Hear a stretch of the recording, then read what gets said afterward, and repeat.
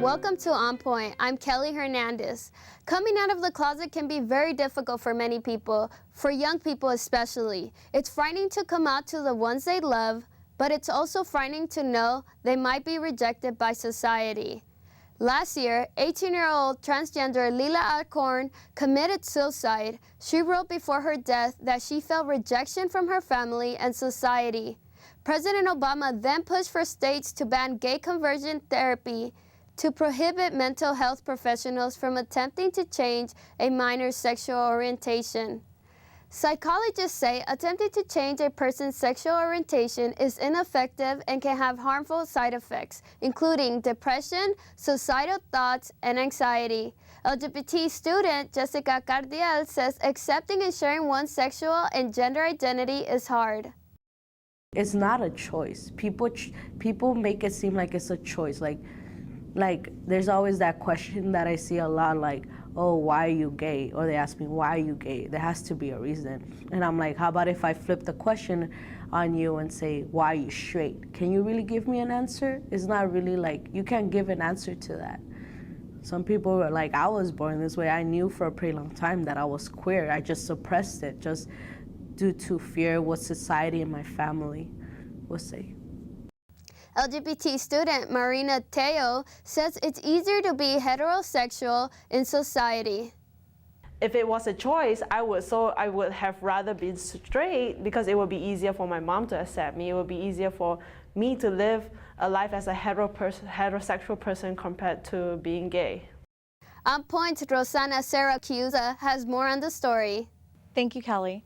Today we have Mark Abelson, professor in Department of Social Work here at CSUN, Sarina Loeb, CSUN Pride Center coordinator, and Nia Clark, mentoring coordinator at LifeWorks in the Los Angeles LGBT Center. Thank you all for being here today. You're welcome. Thank you. So my first question is, what are the main factors that prevent people from coming out? And I'll start with you, Mark. I think a major thing to consider when a person decides whether they want to come out or not is the level of rejection they may experience from their family, from their culture, from their faith, and that's a primary thing in my mind. Do you think that it has to do with, also being raised, growing up and hearing that maybe in your household that it just shuts you down and you don't want to? Oh, sure. If you heard a lot of negative commentary about being gay or lesbian or transgender from your family members, even if that's coded language, Yeah. Sure, that will keep you in the closet longer, definitely. Sarina? Anything I have to add to that? I mean, I definitely agree that, reasons why a student might not come out is just that fear of rejection, whether it's a perceived rejection or, legitimate fear that they know that their family may kick them out or other things. So I think those are definitely barriers. I also agree. Fear of the unknown, fear of what the implications might be. If you do identify that way, if you identify as LGBT, and then there's fear of the strength of that relationship with your family. So wanting to know, is unconditional love really unconditional? And oftentimes that is a barrier for young people when they're coming out. When you mean by identifying, somebody who is sure of themselves that that's what they're a part of the LGBT community, or somebody, or you think who's in questioning or who's unsure? So oftentimes with the young people that I've worked with, there is a fear of what it means if you identify as LGBT. Okay. So as a young person, does it mean that I won't have a successful career? Does it mean that I will face discrimination? For a lot of trans youth, does it mean that I'll be able to use the bathroom that affirms my gender identity? Yeah. Does it mean I'll face discrimination for housing? So all of those are factors. So when you think of the concept of coming out, that plays a big role. Fear of the real unknown and fear of what it means to actually identify as LGBT. And I think that to add to that, I think it's that sense of loss that many people experience for those assumptions that were made about them growing up, the heterosexual assumptions, the gender-based assumptions. And so having to let go of those things that I was supposed to be, according to my culture, my family, and things like that. And then taking on a new identity. So it's a whole combination of that, I think. Sarina, do you have? Yeah, no, and I think for some students too, their identity and the way they express themselves might not be seen in the media. And so, you know, I've worked with students where it's like, well, you know, I'm attracted to the same gender, but I don't fit that stereotype that's on TV of I'm gay, but I'm not that gay, or whatever that really means. But Because you hear like there's like the flamboyant gays and there's, you know, the gays that are not so, you know, out there. So it's really like, I guess it would be hard to try to identify yourself when you're seeing so many different things play out in the media or maybe in your everyday life. Now, LGBT, the community has been more accepted in Western culture now, but yet you still hear and see instances of people not wanting to come out, wanting to stay closeted. Why do you think that? Nia, I'll start with you. Well, oftentimes coming out or the desire to be oneself is met with violence, especially for trans folks. Transgender women of color, most specifically, face countless violence from folks. You have a fear of where you can go during the certain times of the day. There's a fear that you will be physically assaulted, murdered even. There are several murders that are taking place in this country, and trans women tend to be getting the brunt of that. Within family, you think, but more so? Not just or? family. I mean, even in my own experience of me coming out, when I came out at 16 as transgender, I was in foster care. And excuse me, I had been legally adopted at that point. I was in foster care and I'd been legally adopted. And when I told my adoptive mother that I wanted to live full time as a woman, I was taken to court and she rescinded guardianship. So these are the real issues that a lot of people who come out are facing.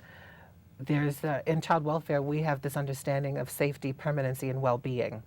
And so even as an adult now, I want to make sure that when youth are coming out, that we as child welfare professionals are upholding that we're making sure that young people feel safe and where they're living is permanent and that they are experiencing a physical and emotional well-being.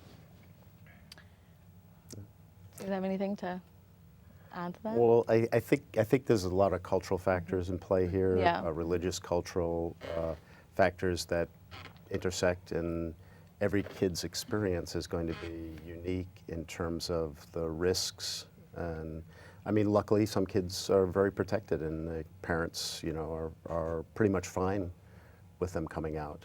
But there's still a lot of situations, especially for kids who are already marginalized, like kids in foster care. You know, they already have a lot of things kind of going against them with abuse and things that have happened in the past. And then the additional layer of having to adjust to a new marginalized identity of being LGBT is a lot for them to deal with, definitely. And I think Nia really touched upon it too, of, you know, often we'll lump the letters together and say, what's the experience of LGBT coming out? Yeah. But coming out as gay is very different than coming out as trans. And, you know, I think that our society has made a lot of great strides with the LGB, Yeah. but I think we still have ways to go in terms of supporting the trans community. Yeah, I think even within the gay community, there's Absolutely. not a 100% acceptance of ourselves, but especially of trans folks in the community too. There's still a lot of transphobia. I often describe it as a queer caste. And if you understand how a caste system works, I believe that trans women of color, trans folks of color in particular, lie at the very bottom of that caste. And so there needs to be a shift. But at the end of the day, a lot of this has to do with the adults' response, making sure that that adults are more educated and more open and accepting to young people. I think that's what a lot of this is about. How do adults respond to young people when they come out? Because that affects them throughout their lifehood. You know, we've seen studies. You know, you take a look at the Family Acceptance Project. Young people who do not have positive outlooks about their futures tend to live up to that. And then you see things like sex work, you see drug use, you see suicide, depression, all of those things. So, yeah. When we talked about the cultural aspect, we interviewed a student Her name is Marina Teao, I believe, her last name. And she talks about that in her piece. So if you guys want to take a look. Why are some people straight, and why is straight normal compared to being gay?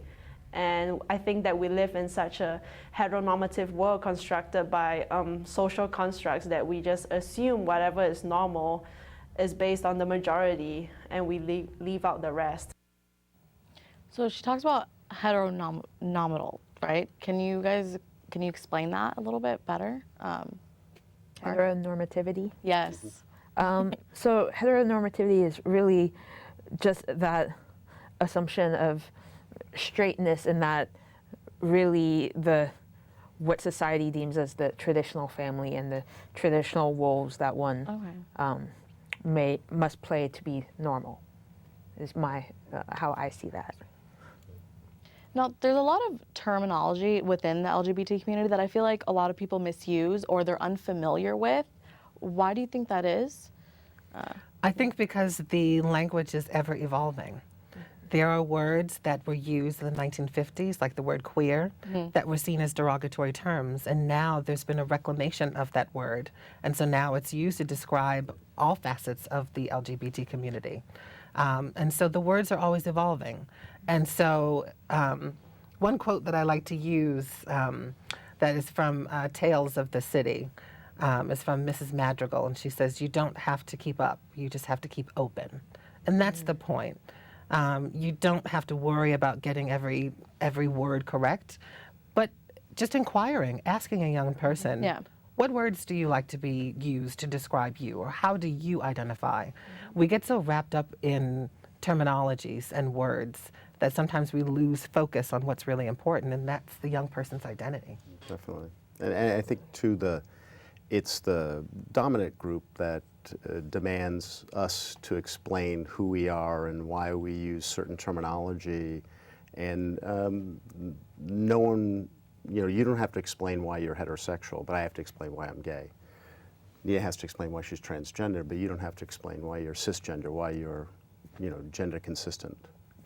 And so that's put on us, and it's put on everybody who's in the marginalized position. So why do you use African American? Why do you use black? But nobody talks about race in terms of that from the dominant perspective. Now, when we talk within terminology, a lot of people can be desensitized. We are desensitized in a culture when words like describe the LGBT community. Why do you think that is?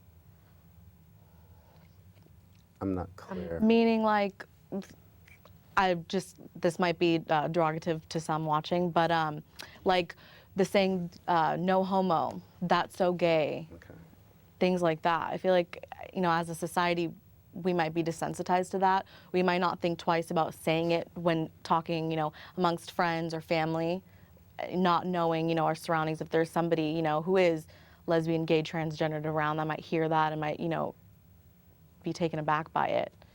I think when you are not facing a certain kind of oppression, it's easier for you to overlook when you might be oppressing someone else. So when you hear things like "that's so gay," really think of the subtext of that. That's so gay. Are you equating that word with stupid? Are you equating that word with unintelligent or boring? And would you, if you were in front of a person who was gay, would you really describe them as being stupid or boring or unintelligent or dumb? And so just being more mindful of your words. It's not about losing your language. It's about being more mindful of the people around you. And so sometimes when you are heterosexual and cisgender, you don't necessarily have to be mindful of everyone around you. But we in the LGBT community are asking people to be more cognizant of that. Do you think education plays a big part in it? Sarina? I think education definitely plays a part in it. I think a lot of times young people don't necessarily think about what they're saying before they are saying it, and seeing things like no homo and that's so gay in music and pop culture, I think also has that influence. Do you have anything to add? As a teacher, I think education can help a great deal, but With this issue particularly, there's a lot of very strong religious beliefs behind people's beliefs and attitudes towards us.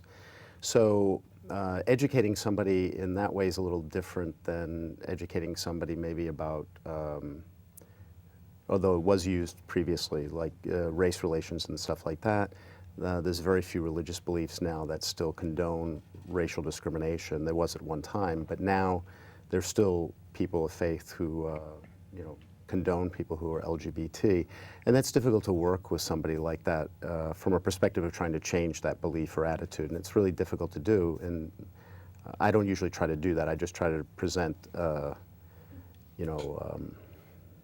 a better situation, a more human rights-based situation, and. When it comes to religious conversations, I agree that I don't always try to change people's minds. I'm not going to be able to change somebody's mind necessarily on same-sex marriage, but I do believe that everybody deserves to be treated with dignity and respect. So regardless of whether you agree with how I live my life, I do deserve to be treated with dignity and respect. Going back a little bit, now some people believe that, being gay, transgender, it's a choice, and and then some believe that it's genetic. How do you go about, explaining that to somebody, or what do you think about that? I would say for me as a trans woman, the only choice that I've made is to mirror on the outside what I feel on the inside. So in my gender expression, in the clothes that I wear, in the jewelry, in the length of my hair, I have chosen to present those as more feminine. The feelings on the inside, however, I have no control over. And those have been present in me since about the age of 8. 8 was my first real awareness.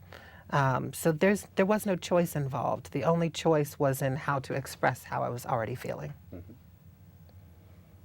Yeah, I mean, I don't know about the other two, but we act against, I've acted against my sexual orientation, so that didn't make me straight. And so usually I just frame it and ask you, so why are you heterosexual? To a person who's heterosexual, and it puts it on the other foot, so to speak. And I feel like it'd be hard to, really. Well, they usually, not many people think of their sexual orientation, who are heterosexual, as a choice. Like they consciously got up one morning and said, well, I could be gay or straight. I think I'll be straight or gay. And it doesn't work that way. And so when you put it that way, it gives people a different reality, because they think, they don't think, but I think many people think that something must have happened to me or to us to make us this way. Like there's a brick fell on my head, or I was molested as a child, or something like that, that sort of made you different or deviant. And I like to, put out that it's more of a continuum, that people can fit along in this every way they want to in terms of gender identity, expression, sexual orientation, all these things. Sarina? Yeah, and I think you worded it perfectly when somebody asks me of, was it a choice for you to be gay? I often will turn the tables and say, well, was it a choice for you to be straight? When did you choose? And we don't choose who we're attracted to. Whether it's gender or specific characteristics of a person. Maybe we're attracted to people with blue eyes, and that's not something we consciously think about, but we just have that attraction. And so that's the same I feel with the LGBTQ community. Now going back to age, because you mentioned that you at 8 years old you felt you knew your sexuality. Is there a specific age where someone knows, are in tune with their sexuality and really knows whether they're heterosexual or homosexual? Well, just to clarify, I had an awareness at 8 about my gender identity. Okay. So sexuality and sexual orientation and gender identity are two different concepts. So with gender identity, that is an understanding of who you are as an individual, your understanding of yourself and how you communicate with people and your body. Sexual orientation, that's who you sleep with. That's who you're actually physically attracted to. And so just making sure to clarify that those are two very different concepts. That's very helpful. Do you think that those two kind of intertwine? There is some intersectionality there, just because when I've noticed in a lot of trans folks that I know that when they affirm strongly their gender identity, their sexual orientation may change, or it may evolve even. And so someone who maybe like myself, who was born male and identifies as a woman, there might have been a time where I was not attracted to cisgender women or women in general. And now I have more of an attraction to women now that I'm confident, now that I'm not focused so much on my gender identity, and now that it's not so binary. Sexuality is not binary either. And I think it's not so much the sexual orientation changed, it's the, based on your own gender identity, the gender of the person who you're attracted to is now different. And so it seems like you've changed sexual orientation, but you actually just are recognizing your gender identity, and that's the sometimes the confusion, I think, for. And I think when it comes with terminology too, you know, as we get to know ourselves better and are more comfortable with our identities, sometimes the words we choose to self-identify with may change. And so our attraction may not change, but the words that fit, we feel, or I feel fit me better, may be different than when I first came out. Now, by staying closeted, how does that affect somebody, you know, either emotionally or mentally? Mark, start with you. Can be very damaging. To manage all that, to manage that process, that identity formation process, can be very difficult, because especially as a young person, you know, you're very conscious of peer pressure and your peer relationships, and so there can be a lot of hiding and isolation, and you know, moving away from your friends because you don't want them to find out something about you, maybe.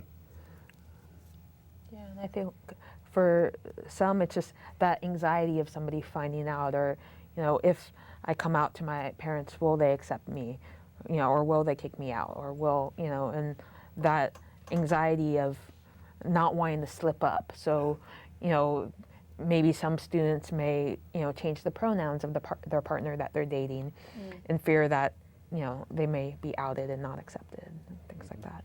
I think there's also a fear that, in addition to not being accepted, of not being considered an equal. So oftentimes for me as a trans woman, sometimes I don't come out to other women, mostly cisgender women, because I don't want to be relegated to something that I'm not. I want to be considered an equal. And so oftentimes you don't want an asterisk, even though in the trans community we add an asterisk to be all-encompassing of that umbrella term of transgender. Sometimes you don't want to be a trans woman. Sometimes you just want to sit with the girls and have a great time. And sometimes when you come out to folks, you're met with unease or dis-ease. And sometimes that can be very difficult.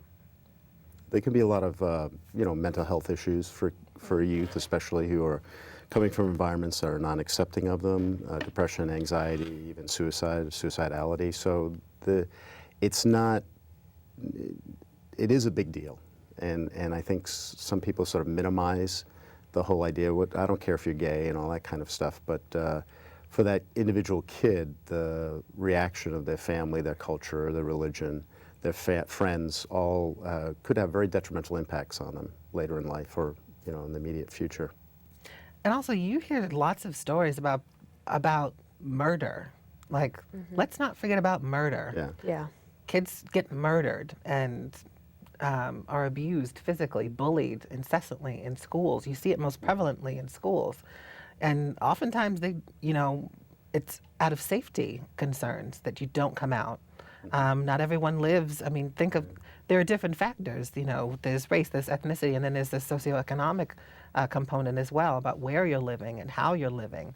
Is it safe to actually be out? Do you think discrimination towards the community has changed in the last 5 years, good or bad, or?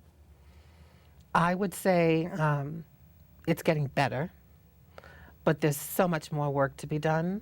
I think one of the issues has been some of the infighting, or actually lack thereof. Sometimes there's apathy within the LGBT community, or the LGB versus the T. The fact that I use versus, it's almost like an us versus them mentality, where there's not we're not in alignment on what issues we should be working on. And as I said, as I've said to many people, like marriage equality is very important and it's something I believe in, but I can only select very few states where I can actually get a job and keep it and not be fired for being transgender. And so when you think about it, there are some inequities there that we need to work on. Is there any, with, LifeWorks, are you guys doing anything to help, help with that, to, promote a good, safe environment for? Absolutely. We have a youth space at the Village where young people are allowed to come 4 days out of the week. And there they are able to eat a snack and just hang out and use the computer. And they get access to a lot of our services. We have martial arts. We have a school leadership program. We have an after-school program where kids can just sit and hang out with other kids that look just like them and not face discrimination in a very safe and friendly environment. Sarina, what about the Pride Center here on campus?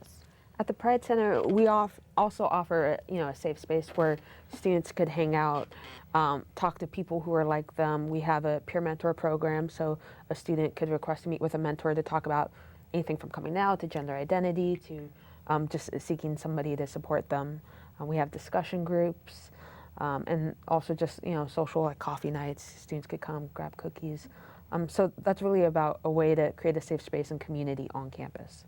Now, lastly, briefly, because we're running out of time, what advice do you give a young person who wants to come out or who's thinking of coming out? Mark, we'll start with you. First thing I'd ask them is, what will your reaction be at home? Do you think your parents will be supportive or not? And ask them, what if they're not supportive, what could happen to you? So I would try to help them weigh the pros and cons, for lack of a better word, of disclosing to their parents, because it may not be the best time for that kid to disclose. They may be better off disclosing a little later when they have a little more self-sufficiency. But that's always up to the youth. But they do have a choice whether they want to disclose or not. Anything to add to that? Yes, I would say I tell young people often when I go and do public speaking engagements, you have the inalienable right to be yourself. And in that, you have a responsibility to yourself to accept you wherever you're at. That's all that's important. Everyone else, that's a lot of noise. But make sure to accept you where you're at. Even if it's not where you want to be, accept where you are today. I couldn't say it any better. Thank you guys so much for coming. Welcome. Thank you. Thank you for watching On Point. You can follow us on Facebook and Twitter at CSUN On Point. Sunday mornings, you can watch us on LA's Channel 36 at 11:30, and you can listen on KCSN 88.5 FM at 5:30 in the morning. For all of us here at On Point, I'm Kelly Hernandez.